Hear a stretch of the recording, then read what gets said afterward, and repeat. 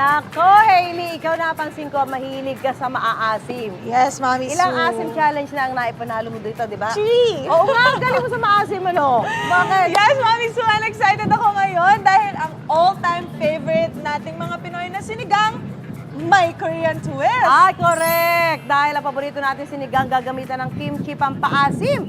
At kasama natin para maganda niya ng food blogger, content creator na si Kat Chen.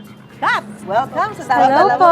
Hello. Ayan, Kat. Ayan. Paano ba niluluto yung sinigang kimchi? Ako mahilig sa sinigang. Mahilig ka? Mahilig ako sa sinigang, Mami Sue, tapos mahilig din ako sa kimchi. Pero hindi Ito. ko ma-imagine kung ano yung lasa pag magkasama.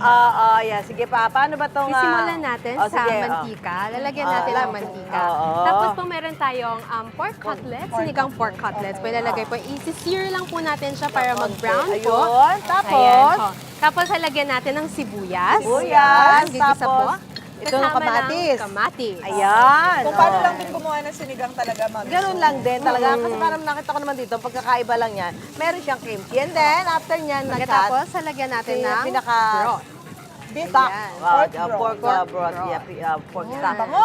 Okay, pagkatapos niyan, Kat. Lalagyan natin ng pinaka-main ingredient, Ah, so yan ang main. kimchi. Oh. Ito, kimchi. Hindi siya magiging kimchi sinigang kung walang kimchi. Ayun. Ayan. Tapos, okay. Ito ulit to. Ito, gochujang paste. Ano yun? Para Ayan yung pang ginagamit sa paanghang. samgyeopsal, Mami Sue, di ba? Yan yung sauce. Yes. Kailangan meron yan. Meron yan para pang-balance lang ng anghang Bakit at mo asim. naisipan na sinigang natin, ang sinigang ay lagyan ng kimchi? Kasi po, favorite ko po talaga ang sinigang. Ah, okay. Tapos po, mahilig din po ako sa maanghang. Parang nag-crave lang Okay, ako ng okay, ano. yeah. Tapos minix ko lang ang kimchi. Sabi ko, wow, ang Ano sarap natin? talaga. Tapos ilalagay na yung pampaasim. Ito pang paasim, sinigang powder. Okay. Pwede tulungan kita magluto. Ay, Miss sure. Ada. Ayan. Tapos ilagay na natin yung ibang mga gulay siguro, ha? Lagyan na natin, Hailey, para pagka kumukulo-kulo na yan, meron na niluto si Kat dito, di ba, Kat?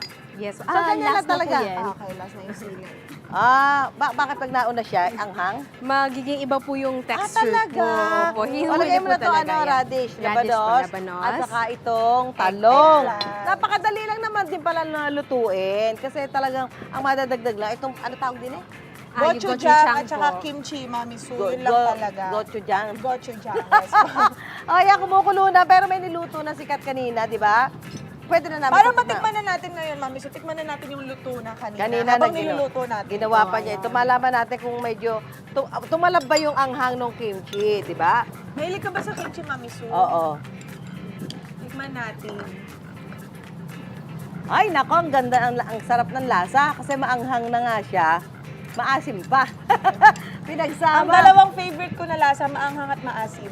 Ang sarap. Nako, Kat, ang sarap nito, ha? Wow! Sarap, ha? Parang gusto ko tuloy magluto bukas. Masarap yan, may kasamang kanin. Sinasabang sa Actually, kanin. oh my gosh, Ah, ang sarap niya, Mami Sue. Oo, di ba, Hailey? Nalalasahan mo yung kimchi, pero nalalasahan mo din yung sinigang. 2-in-1, ika nga. Ayan, Ah. di ba? Korean food sa Pinoy food. Pasok sa banga. Mashita! Ang machita! Ibig sabihin, masarap. Salamat, Kat, sa pagbisita. Thank you po. At pagbabahagi mo sa amin ng iyong recipe na kimchi sinigang! Meron na tayong bagong recipe. Yan, sarap.